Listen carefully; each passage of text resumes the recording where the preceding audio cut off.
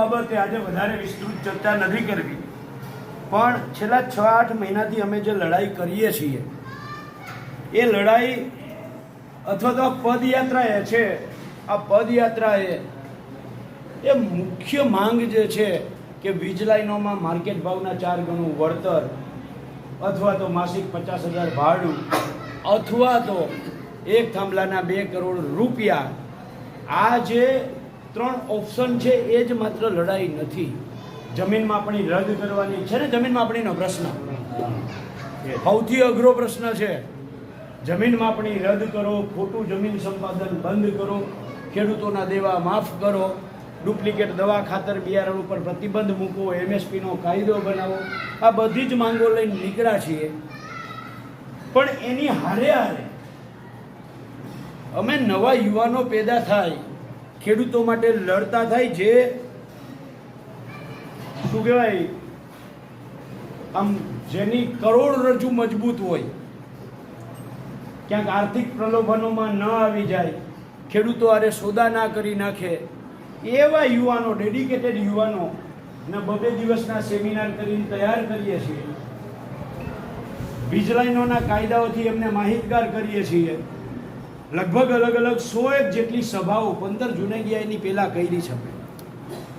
અને આ 100 જેટલી સભાઓનું પરિણામ એ હતું કે એક અવાજે હજારો ખેડૂતો, હજારો ટ્રેક્ટર લઈ અને અમદાવાદ પહોંચ્યા. એ એમને એમ નથી આવ્યા. એમાં કોઈને ભાડું દીધું હતું, કોઈને ટ્રેક્ટરનું ડીઝલ દીધું હતું. સંપૂર્ણ ખેડૂત પોતાની રીતે એટલા માટે આવ્યા કે છેલ્લા 6 મહિનામાં 100 જેટલી નાની મોટી સભાઓ કરી, ખેડૂતોને જાગૃત કરી, અવાજ કર્યો. ત્યારે એ સરકાર ઉપર દબાણ ઊભું થાય એમ હતું. એટલે આમ આદમી પાર્ટીએ આવીને જે ષડયંત્ર કર્યું એનાથી તમે બધા વાકેફ છો, એમાં મારે વધારે પડવું નથી. પણ મિત્રો, 15 જૂન પહેલા, બેન તમે આઈબીમાંથી છો? હા, LIB-માંથી છો?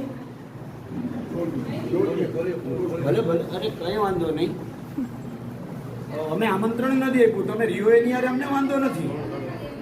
હા, પણ એમ નહીં. એટલે ખરેખર આ અમારી જાહેર જગ્યામાં નથી.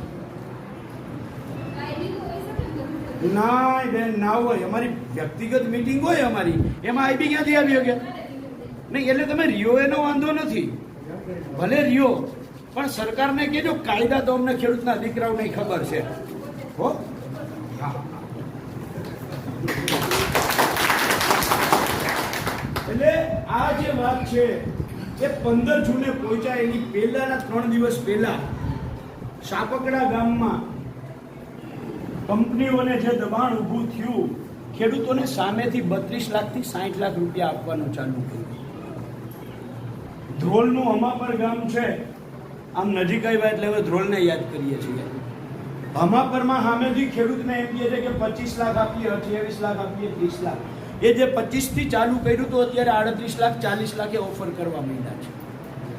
એટલે જે 2, 2.5, 3 લાખની અંદર જે થાંભલો ઊભો થતો હતો એ થાંભલો અત્યારે 38 લાખ 40 લાખથી લઈને 60 લાખ 70 લાખે પહોંચ્યો છે. આ 6 મહિનાની લડાઈનું પરિણામ છે. એની સામે જે અમે સેમિનારો કર્યા, અને એ સેમિનારોનું પરિણામ એ છે કે હમણાં તમે શક્તિભાઈને બોલતા સાંભળ્યા. આવા શક્તિભાઈ જેવા યુવાનોને તૈયાર કર્યા.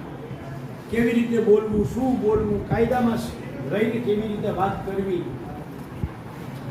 તમે જોતા હશો જેતપર આંદોલનની અંદર નેહુલ અમૃતિયા જે વાત કરે છે, દાઢીવાળો છોકરો, ચશ્માવાળો છોકરો,